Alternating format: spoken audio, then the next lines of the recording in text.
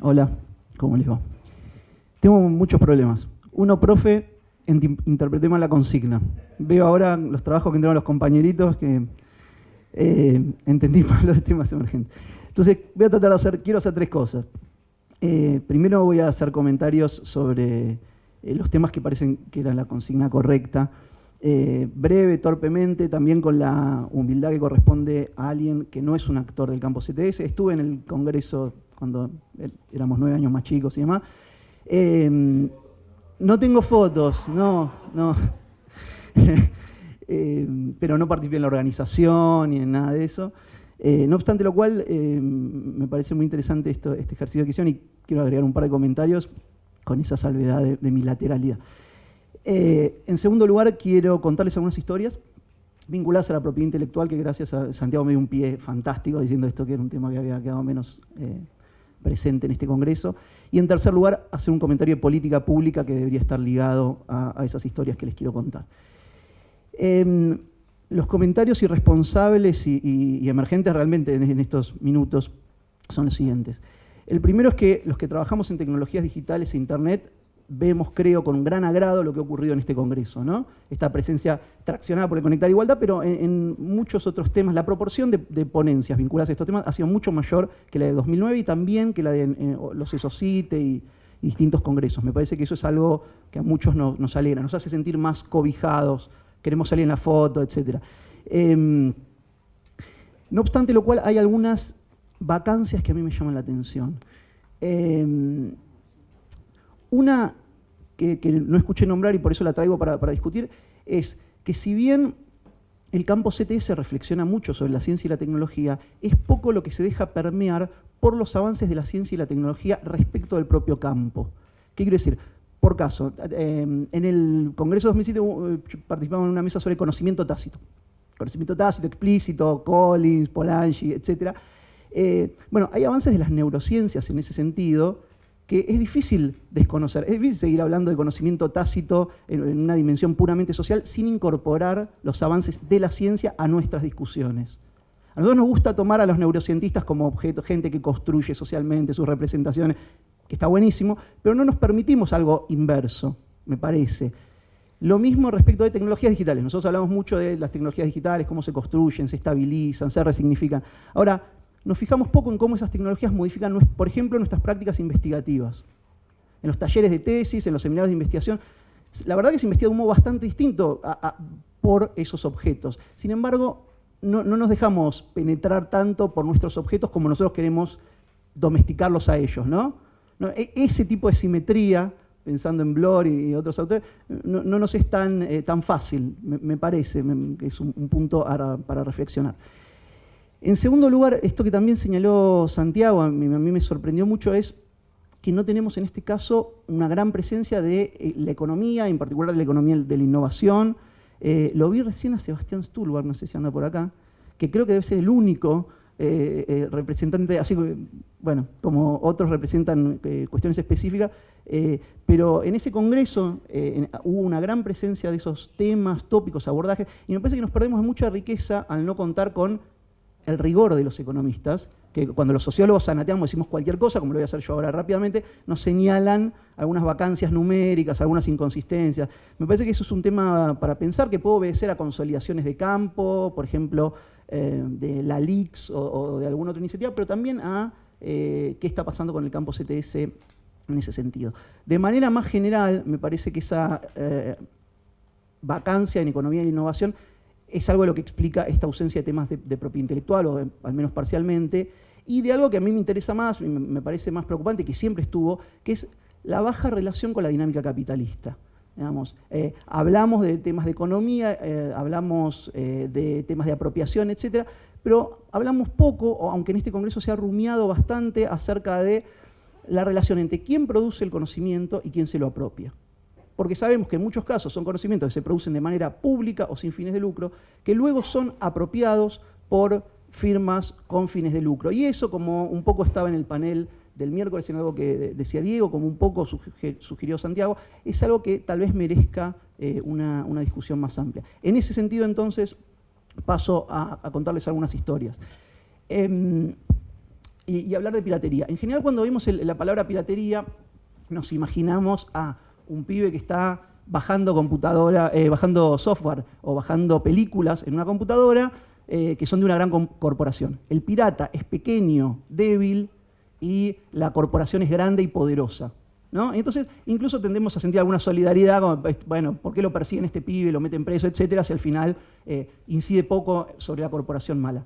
Sin embargo, le prestamos mucha menos atención a la piratería en el sentido inverso, a las grandes corporaciones apropiándose de lo que genera ese pibe o muchos otros pibes o gente de mayor edad, etcétera, pero la piratería de los grandes respecto de los chiquitos. Querría contarles algunas historias respecto de eso y hablar un poquito de política pública. Yo apunto para allá. Muy bien, genial. Para hablar sobre la penetración de la tecnología. Ahí está. Bueno, de propiedad intelectual, lo único que les quiero señalar brevemente es que, primero, hay una relación entre las distintas etapas del capitalismo y la propiedad intelectual que hoy por hoy es bastante reconocida, bastante estandarizada, no pretendo proponer nada nuevo, pero a veces no la terminamos de tener en cuenta. Y particularmente a partir del año 94, de la firma del TRIPS, o ADPIC por su sigla en español, un tratado internacional, hay un conjunto de estándares que fueron propiciados por los países exportadores de propiedad intelectual, los países más poderosos del mundo, que han bañado todas las costas, digamos. Han llegado, por ejemplo, a la Argentina, pero también a otros países, de modo que no resulta claro que sean favorables para nuestros intereses en términos de la acumulación de conocimientos. En ese sentido, querría traerles un concepto interesante, que es de un pensador improbable, digamos, no de Marx, no de Nietzsche, sino de San Agustín. La idea es que cuando el que se apropia de los conocimientos es pequeño, débil, etcétera, lo llamamos pirata, pero cuando se hace en gran escala se le llama de otra forma, por ejemplo, empresa. Y lo que dice San Agustín en una cita muy bella que algunos de ustedes conocerán, estamos hablando del año 426, ¿sí? Es que aparece un pirata de barquito, no de apropiación de conocimientos, y al pirata este lo llevan enfrente a Alejandro Magno, el emperador, y el emperador le pregunta: ¿qué haces vos, vago? Vos, no sé, con la terminología de la época, sometiendo a pillaje mis mares, etc. Y el pirata le responde: lo mismo que vos, solo que como vos tenés una flota grande, te llaman emperador, y como yo lo hago en una ruin galera, me llaman pirata. Hay algo de este fenómeno, de que lo que cambia es que el poderoso define los límites de la ley y hace que consecuentemente cambien los nombres de prácticas que son estrictamente similares. Por ejemplo, apropiarse de riquezas ajenas. Por ejemplo, apropiarse de conocimientos que han sido generados por otros.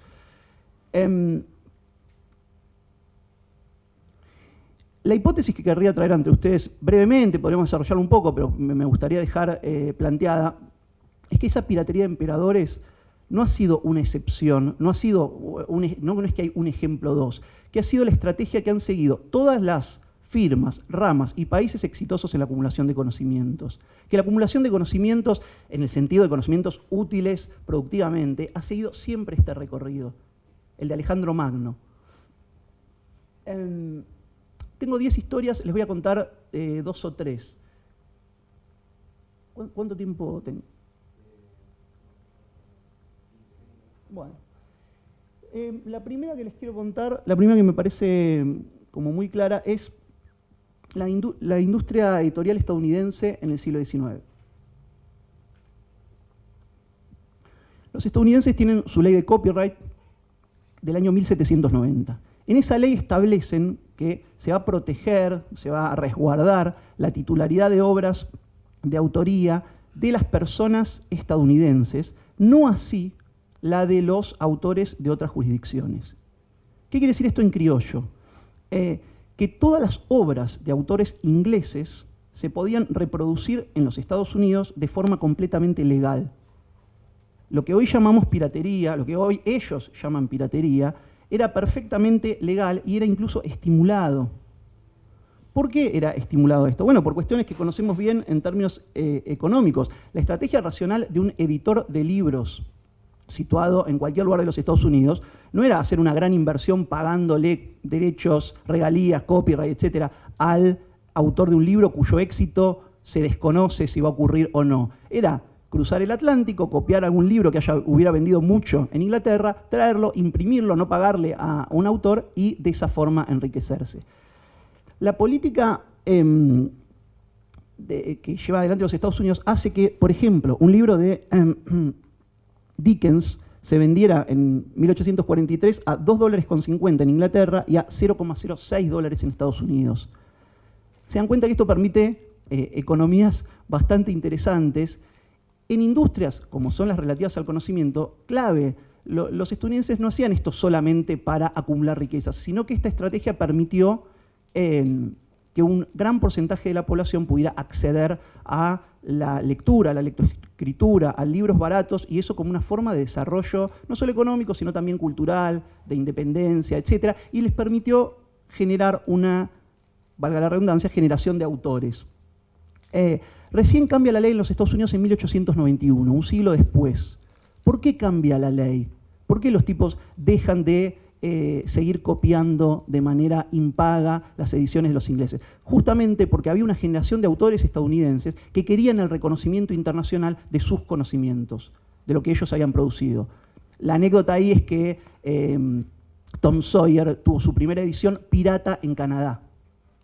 Entonces, Mark Twain, junto con otra gente y demás, modificaron dramáticamente el discurso, donde, y acá aparecen estos valores de, bueno, el autor que es vejado, pobre, que sufre y demás. Todo eso aparece cuando el interés racional, económico, explícito, se pone de manifiesto. Cuando la balanza de pagos del conocimiento cambia, cambian las regulaciones jurídicas de los países exitosos en la acumulación de conocimientos, ¿no? Este caso es bastante paradigmático en términos del recorrido que se sigue, que querría mostrarles en un rato. Sigo apuntando para allá. Mira. Vamos a saltearnos el caso del teléfono, aunque es bastante simpático. Y quiero contarles el de la industria farmacéutica. O el de Hollywood primero, mejor. Hollywood, todos ustedes habrán visto esas cosas de que si se copian una película los van a venir a buscar, y es lo mismo que robarse una cartera y cosas por el estilo. Bueno, el origen de Hollywood no es muy distinto al de la industria editorial estadounidense. En el año 1897, Thomas Edison tenía patentes sobre maquinarias vinculadas al cine, sobre cámaras, sobre material fílmico y demás. Se las resumo un poco, pero el tipo termina formando una asociación y en 1908 es titular tiene un monopolio, digamos, sobre todas las patentes necesarias para producir cine. Si ustedes querían producir cine, tenían que ir a pagarle el precio monopólico a Edison. Ante esto, un conjunto de compañías que no son Polka o alguna chiquita hippie, digamos, que son las que hoy conocemos como Fox, como Paramount, Warner, Universal, todas esas deciden irse al oeste, a un lugar que por unas cuestiones técnicas se dificultaba la vigilancia de esas patentes del compañero Edison, y de esa forma es que en 1911 el capo, ahora se diría el CEO, funda la Universal City, que es lo que se conoce como Hollywood, ¿no? Hollywood se origina para violar la propiedad intelectual de Edison.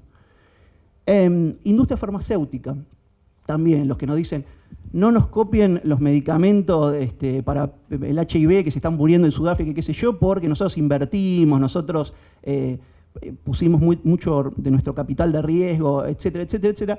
Bueno, sus orígenes no son exactamente así. Situémonos en el contexto de la Primera Guerra Mundial.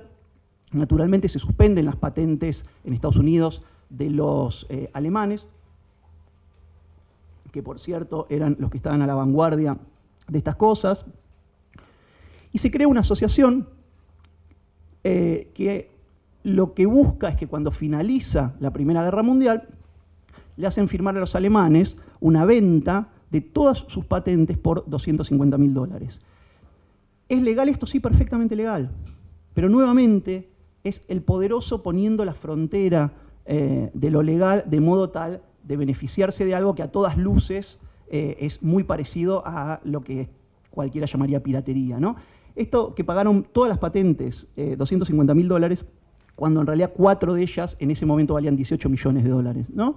Fue una expoliación clarísima. Sabemos todos que el Tratado de Versalles, que esta clase de vejaciones del Tratado de Versalles tuvieron su consecuencia quizás más terrible en el nazismo, o al menos uno de sus motores fue ese, pero en el caso del conocimiento, en la industria farmacéutica y química de los Estados Unidos, este es el origen. Es este pariente al que se desconoce hoy, este abuelo lejano pirata que está escondido en el cajón de los recuerdos, el que le dio el impulso inicial, el que generó el despegue de esa acumulación de conocimientos y de capital. El último caso que les presento en esta apurada síntesis es el de Microsoft, uno de nuestros héroes innovadores, emprendedores, etcétera, el compañero Bill Gates. Situémonos en el año 80, 1980, cuando estaba por lanzarse la PC, la computadora personal, que hoy ya casi no existe más, ¿no? Hoy todos tenemos estas máquinas, pero bueno, fue muy importante en términos de difusión de las computadoras.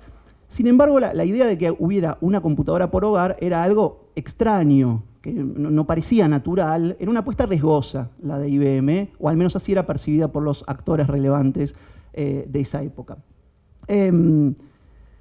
Bueno, a IBM le faltó un sistema operativo, el componente principal para que funcionen las computadoras. Lo van a buscar y en esa época estaba este muchacho de acá que se llama Gary Kildall, que había desarrollado el sistema más exitoso comercialmente del momento, que se llama CP/M, había vendido 600.000 unidades. Éxito absoluto para, imagínense el mercado de ese momento, ¿no? Que no se vendían 10 computadoras iguales, el tipo había vendido 600.000 sistemas operativos, estaba, digámoslo así, agrandado, canchero. Gary, cuando lo va a ver IBM, intentan comprar el sistema, no llegan a un acuerdo, le pedían un montón de plata. Y acá interviene Bill Gates, le ofrece una solución a IBM. ¿Qué hace Bill Gates? Una movida genial, una de las muchas movidas geniales en términos empresariales. Compra los derechos de un sistema operativo, el Q2, por $50.000, lo adapta bajo el nombre de OS, pero resulta que este Q2 había sido básicamente copiado del CP/M. Sin embargo, cuando Kildall, que ustedes se imaginan estaría un poco molesto, hace juicio, lo pierde. Y lo pierde porque no estaban las leyes que protegían al software de este tipo de copias, leyes que después sería Bill Gates quien promueva, inmediatamente después. Aquí, más que lo que podríamos llamar viveza criolla, lo que me interesa seguir señalando es esta idea de que el poderoso mueve los márgenes de la ley para colocar al competidor en el lugar de que comete algo, por ejemplo, que se llamaría piratería o que es ilegal, etc. Pero la práctica de acumulación de conocimientos original es similar en estos casos y muchos otros más.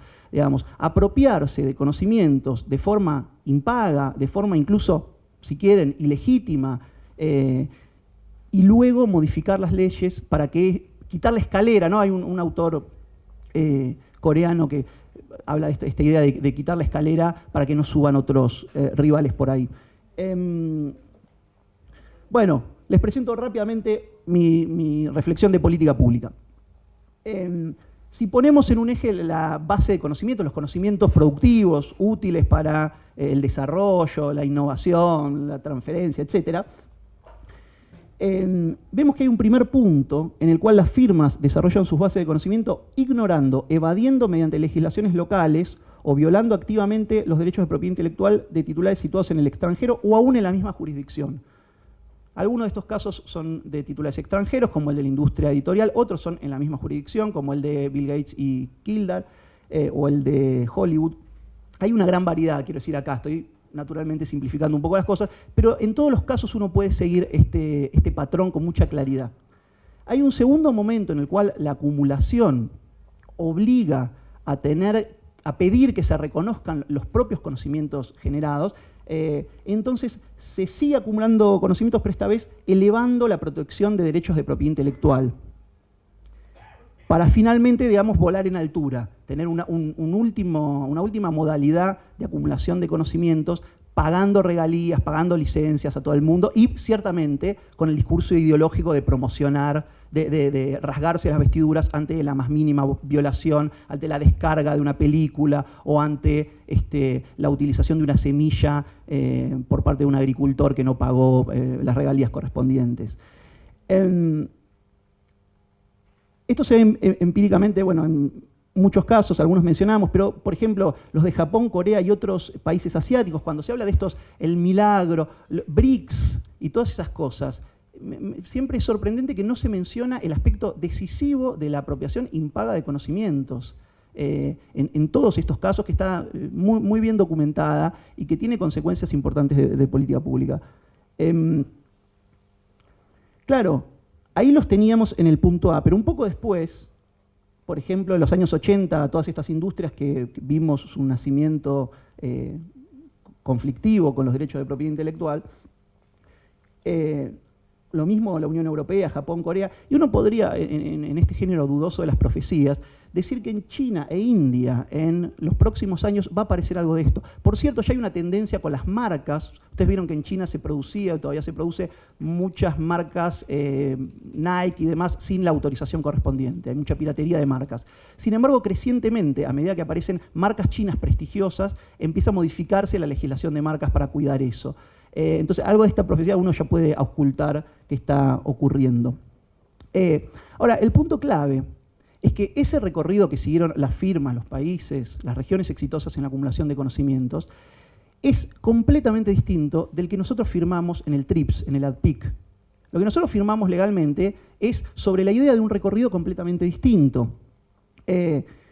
Cuando ninguna de las ramas, sectores o países exitosos en la acumulación de conocimientos hubiera podido desarrollarse con los estándares del TRIPS, a nosotros se nos dice, bueno, primero eleven los estándares de propiedad intelectual, la flecha ancha, roja, podría tener otro color, ¿no?, para facilitar esto, y después van a acumular conocimientos. Primero eleven los estándares de propiedad intelectual. En Argentina ocurre de muchísimas formas, pero por ejemplo en el año 94 con la modificación de un par de artículos de la ley de patentes, ahora va a ocurrir con la legislación de semillas pronto. Bueno, habría que discutir unos cuantos ejemplos, la ley 11723 de derechos de autor y demás. La idea es, eleven eso, péguenle derecho, muchachos, para arriba, que después nos encontramos allá en el punto C.